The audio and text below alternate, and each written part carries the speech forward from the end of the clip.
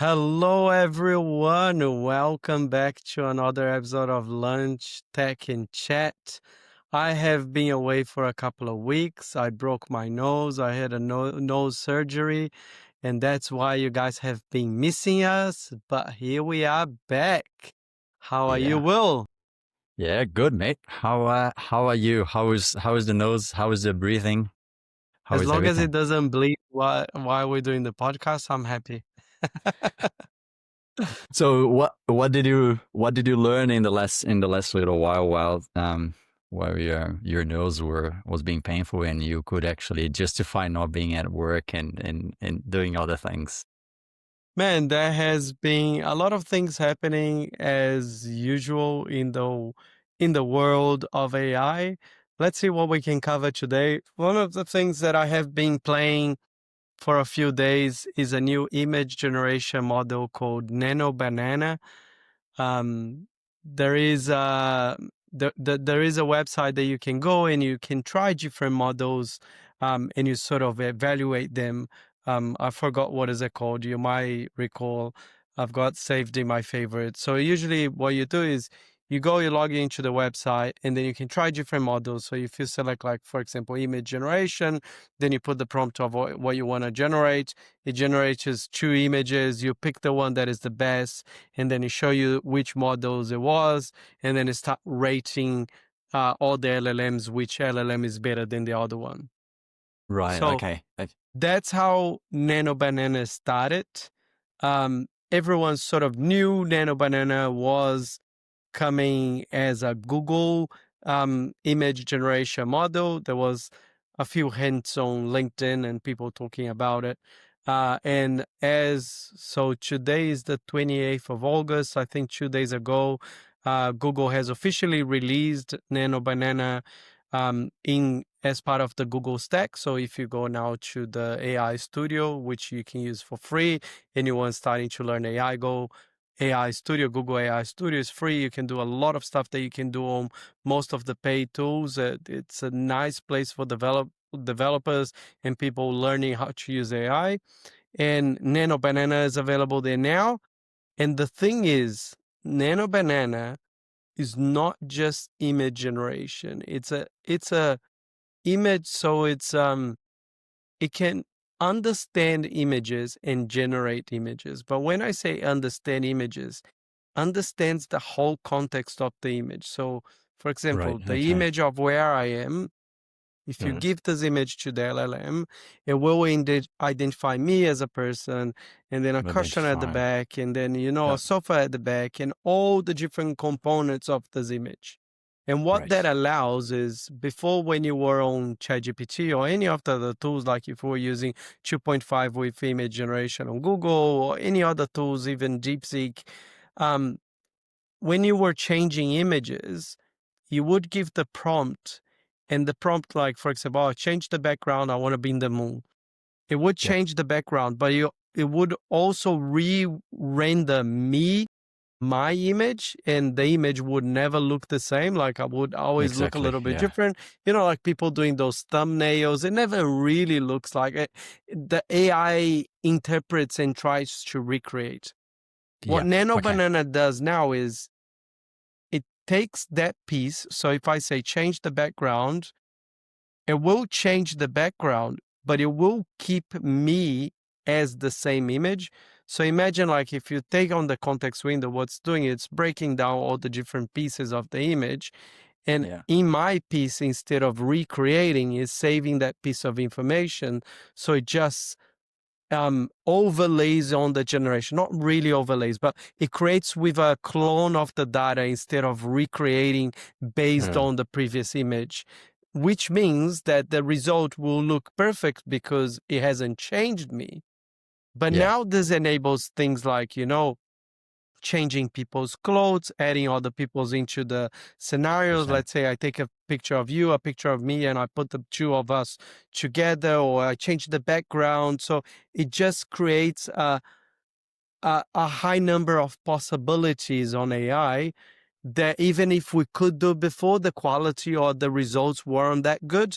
Like we tried to do a Yeah. few thumbnails together, it never Yeah. looked like us. So No, now exactly. we've got this new step. And I know there was open source models and other things that people have been using before, but this is really high quality Google generation. It's really, Yeah. really good. And it was well maintained, I suppose, as well. So for example, if we if we take that the nano the nano banana and try to, I guess, to articulate a little bit like what is the, I guess, the problem that is actually solving with an image. So you're essentially kind of like you're segmenting an image. So say like a phrase. So there's, if you just take the same example I was just saying, so there's Andres face, Andres clothes, Andres phones, headphones. There's the sofa in the background. There's the cushion. There's the lights, etc., etc. Right. So it's a fairly simple for a human to identify that even though you're speaking over a video camera, there's, for a human, I can understand that there's not only the components of the image, but there's also depth in the image, right? So you are at a different level of depth in my perspective, in my optic perspective, than the sofa is. And the sofa is also in front of the, I guess, the frame behind it, right? And the cushion is in front of the sofa. So we as humans, we find all of that is very, very simple. But for a computer to understand all of those different variations, right? Even at the macro level, your beard is closest to the camera than the back of your headphones. As a human, I can see that very clearly. It's a Even 1-year-old in a 2D human. image, right? Exactly. Yeah, exactly. It's a 2D image, but I can see a human that there is a difference of depth in those two things. So that actually, if I was to say something to a computer, change the headphone of this individual, but still keep all of the depth of all of the other items, or change the color of the headphone, that would change. Probably a 1 or 2-year-old human can look through an image like this and have exactly the same understanding that there's difference of depth. It will not be able to articulate in that way because, kids might have some, I guess, limitations in terms of like that level of finessing the communication of language, but they can definitely understand that these are different levels of depth. Teaching a computer to do that is actually much harder, right? Do you actually know the process through which the engineers went on about not only categorizing, but actually understanding all of those notions of depth? Yeah, I don't know. And the reason why I say that is it was like a sort of a secret project from Google. Like they released in some of those LLM arenas. LLM Arena, that's the website that I was trying to remember. So they released on the arenas, but they never said that was Google, like officially. And they never did any marketing or any announcement or anything. And now it's just available. It was everything very quiet, which is really interesting because maybe they treating as this is a launch, a release, but it's not really, and maybe they'll just embedding their products in their phones in and as part of the Google I/O, they might do some big announcement, but it hasn't been a lot of. I haven't seen any um, documentation or any white papers or anything on it. I haven't seen any Google engineers talking about it directly, and so that's what I mean. Like everything was very quiet, but in saying that, I know it works. And the way that I imagine it works is if you took the old LLM models, there was two ways the LLMs were understanding. So LLMs were taking the visualization and changing that into a text format on each of the components so it would understand by the vision, which is on multi-model, you would call the vision part of the model or all the vision models that are the standalone vision models.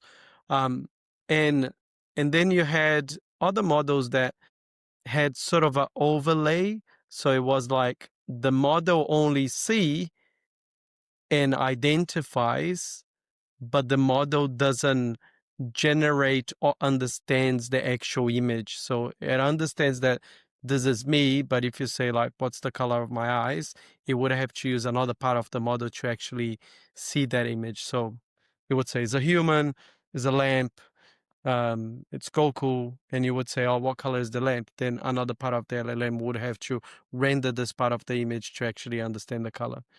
The way that I understand that NanoBanana works is everything is in the same model. So the same model Mm. is understanding and interpreting. I'm making a really big guess here, but I think it's probably not converting into text for the understanding. The understanding is natural by the information of the image, and that's how it can replicate existing pieces of information or components on an image. But it's Mm. all a big guess. Like, but I Yeah, don't know the maybe, actual facts of how maybe, it works. maybe this is one of those that we can, I guess, have a bit of a look if they have any There's nothing out there yet. article, even like a university type of like publication that we actually could read about understanding how did they decompose, or maybe some of the engineers actually worked with some PhDs actually to decompose images like that, and that they might have leveraged as tech as academic exercise to build the model in the first place. Maybe this is something Maybe. actually we can look into. So okay, so if we move from this then onto more like the use cases of what is it that actually allows on both the good stuff but also the more nefarious I dodgy always shit. try. I always try not to think of the bad stuff. I know the bad stuff is there, but let's go on both then. Let's I start with don't the put good. energy on my brain to think about the bad stuff. But applicabilities. So as I said, because now you can understand an image, you could be like, for example, a clothes store online, and then you just go and select the clothes that you want, and that will fit on you, and you can try it on and see how you like it. Or if you are a designer, you can take a photo of a space, and then you can bring other like furnitures or things from websites or images that you have, and then you just add to the image, and that will adjust. And I know people will say, oh, we could do that in GPT before, but GPT will always change something, like the house wouldn't look the 100% the same. It would change the color of the wall. Like it was recreating the image, so it was never perfect. And now you can do that. So like Yeah. if I take a photo of my background and I said, okay, remove the picture of London that I've got here and add another one because I want to see how it's going to look like. The thing now is the rest of the image will be untouched, as a before things would change slightly. It was okay because it was a lot better than what we had before. But what this is like, if you think of Photoshop, right? This is Mm, like a Photoshop killer using AI, because instead of having to use something like Photoshop, now you can just do everything using AI. So mm, I think the use cases is anything that you would change an image, or you would add images, or you would, change the context of that image, you can yeah. use it now. So Okay. it's pretty So cool. It's pretty fascinating. this opens a like one thing here that I'm actually thinking is like people have different levels of vocabulary when it comes to description. Hmm. For example, in that specific example that you just mentioned there, like I call it a frame, you might call it as a photo, etc. Right? So how how do we make sure that what you're talking about is the same kind of lexicon that the model actually understands? Well, I think it's the same as using any LLMs, right? Like Yeah. it's like talking to another person and trying to make sure that that person will understand what you're saying. So I think as you're doing your prompt, as you usually should be doing, that is giving as enough context as you can for the model to understand what you mean. Of course, it all depends on how it's going to process. Like if I give something that is too vague, it might modify the image in a way that wasn't expected. So I think prompt replacing a tool by a prompt adds the complexity of having good prompts for good results. Yeah. Okay. Yeah. So we talked about a little bit like about photoshopping, about designing, about maybe architecture activities. These are all good stuff, and I'm sure this is just scratching the surface. The surface, yeah. Let's go to the bad stuff. What could actually possibly go wrong with these kinds of models? Well, we are in the What world, what you use is not the model itself. The model is the not usage of the model. How the can you? usage, like the people Great behind it. powers bring great responsibilities. That's right. We are not coaching Spider-Man, but let's Yeah. go. So I think the biggest thing is we are in a world of fake news. I think people and when I generalize stuff, sometimes it's hard because I live and breathe in the world of AI. So things that are common for me might not be common for everyone. But when I think that now fake news is a big thing now, if you take, for example, Grok 3, you can generate some good images. You can like generate an image of Donald Trump with someone else and with Barack Obama walking on the beach because it has enough information of how Donald Trump looks like and the model has been trained, it will generate a very accurate image. But now what you can do is with low context of data, so people like you and I that the model hasn't been trained on because we don't have enough images of ourselves on the internet, I can probably create fake news using people that are not famous. Like for example, let's say I take a picture of, I don't know, like an event that happened somewhere, and now I swap the face by someone, by my face or by your face, and then I Yep. go to your wife and say, "Oh, did you see that Will was in this party here in New Zealand yesterday?" And the photo will look fairly accurate for the human eyes. So I think the risk now is creating things that are almost perfect. And I won't say perfect because it's probably, we're gonna probably find ways of spotting some of those things as we start using more. But like very accurate images with low bases on the data. Yeah. Like I take the photo of somewhere, I take a photo of you and I match them up, and now I've got a photo of you somewhere else. Or I take a product like Coca-Cola, and let's say there's a person that is nobody likes on the industry, and I can make like a fake campaign ad of that person drinking Coca-Cola or anything like that. Yeah. So I think that's where the risk is, because even if there are laws, there's no technical regulations that would stop anyone from doing that. I Hmm. know the old LLMs would stop some things, like if you try to upload an image of a child and try to make any AI changes. Like Yep. one day I was playing with my daughter and she said, "Oh, can you make me a photo of me with a unicorn?" And I try to use it and say, "Oh, this breaches the policy of using AI for image generation because of Hmm. kids under 18." Yep. But I don't know how much of those guardrails are there, and if there are ways of working. Of course, you can do, prompt injections and shit like that, and try to hack the model and break the model and etc. And there's lots and lots of ways of doing those things.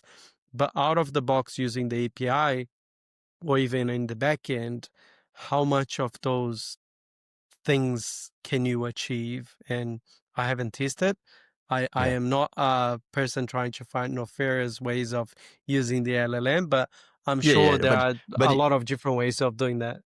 I'm just thinking not necessarily about finding ways. The way that actually I think about this stuff is very much like the way that white hacker cybersecurity professionals actually think about security, right? Hmm. How do you combat a criminal if you don't put yourself into a little bit of like a criminal mindset in the first Yeah, place? yeah, of course. 100%, I right? think You gotta, my main role is trying to find use cases for AI. So I don't invest enough time trying to find how hackers might be using Nefarious. it. Yeah, yeah, absolutely. But it's kind of like I guess sometimes. I mean, um uh, like I've been working in the world of Web3 and blockchain since this is day one. So actually, I got to spend a lot of time with white hackers, and unfortunately, sometimes crossing the paths with some black ones.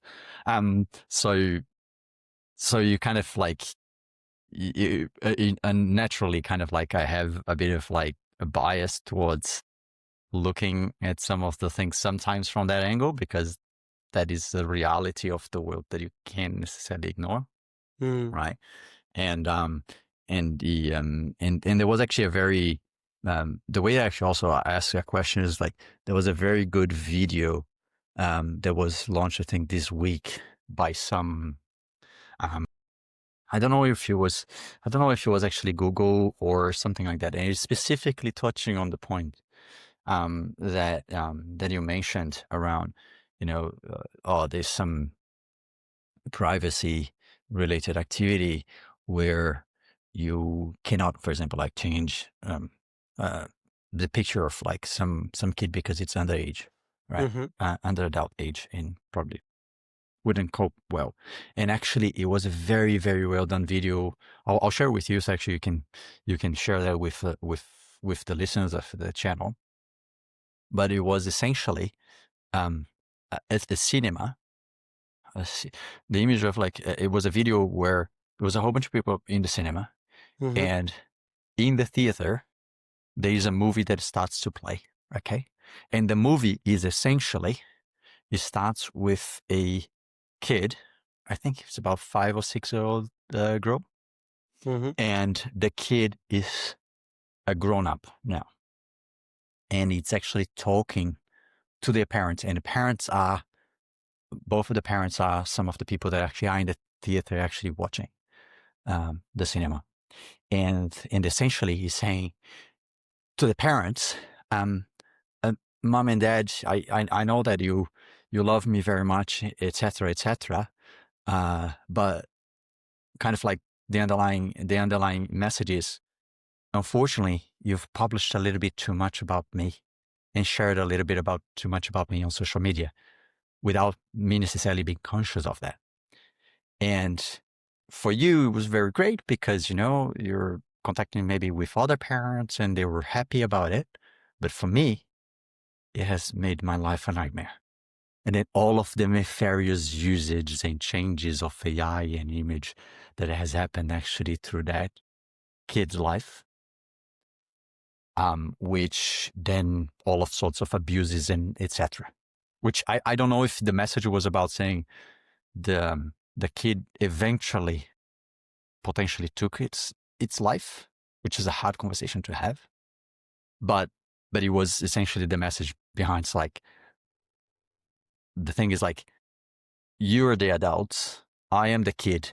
I don't have the mental and emotional maturity to deal with a situation like this if something like this as a kid would happen to me.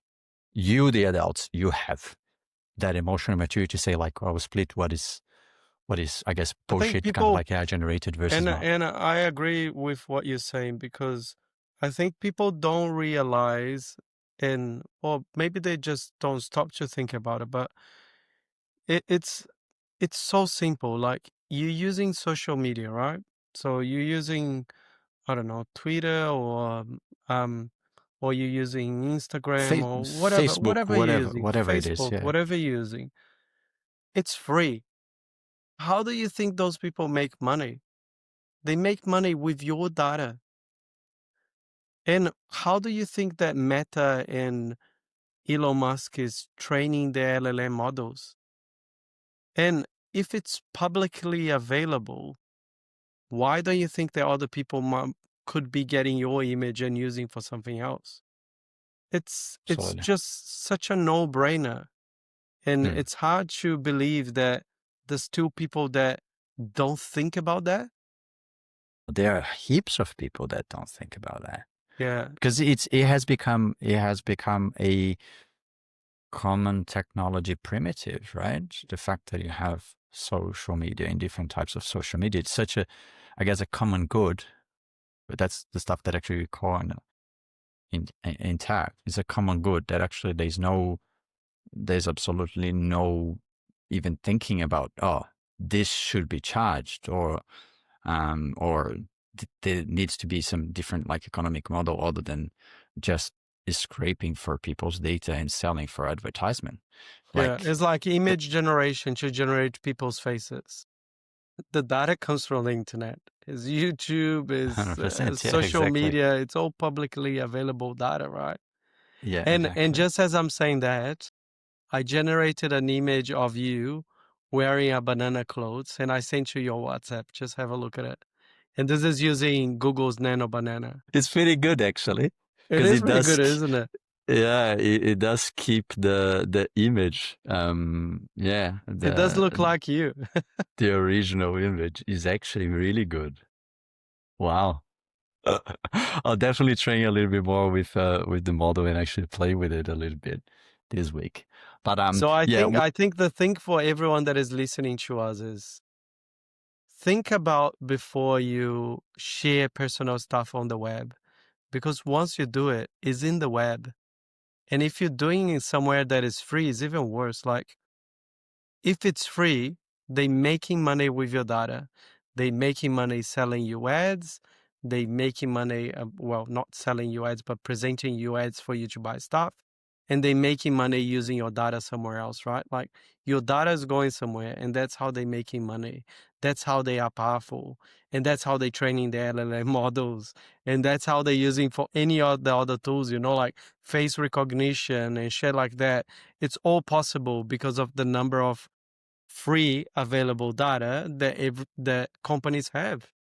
yeah, absolutely. We can probably actually, this opens up another thread of a full other episode, which is around like, was this all planned like conspiracy theory from the start, like from all the way from back to early 2000s, or this was more like, hmm, what's next kind of thing from big tech? But we don't probably have enough time today actually to go over this. Um, do we still have a bit of time, Andre, or are we running short on it? Let's close it up, and we'll leave the other things for the next episode. Awesome. Awesome.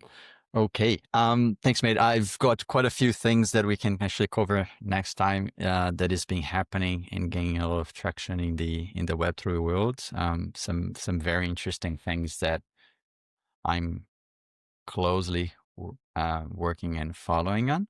But we'll leave that for that. And then also we'll be talking about vibe coding activities and some of the other agentic frameworks as well, There's a lot of in stuff the that we following can one. talk about, and for the people listening our podcast, please send us ideas as well of things that you would like us to cover. Yeah, one of the things that we will start doing a little bit more, because we've been having people contacting us. This all started as just a conversation between me and Andre talking about tech and the things that we get exposed to. But we start actually having people that are doing very interesting things, kind of talking, sending message to us and saying like, "Hey, I would like actually to come to your show because you guys sound like two cool dudes that actually just talk about interesting stuff, and you don't actually stay at the high level. You go a little bit deeper than most." So we will start actually bringing some of those folks to talk to us about their business, the products that they are building, and the activities that they're contributing to their different industries across business and tech, and we're gonna start having the same chat that we have here, just me and Andre, but both of us more getting into the minds of into the other people, and having hopefully an interesting conversation with them. Yeah. So cool. Thanks everyone, and we'll see you next week. See you next time. Say well. Cheers. Okay. Tschüss. Falou, cara.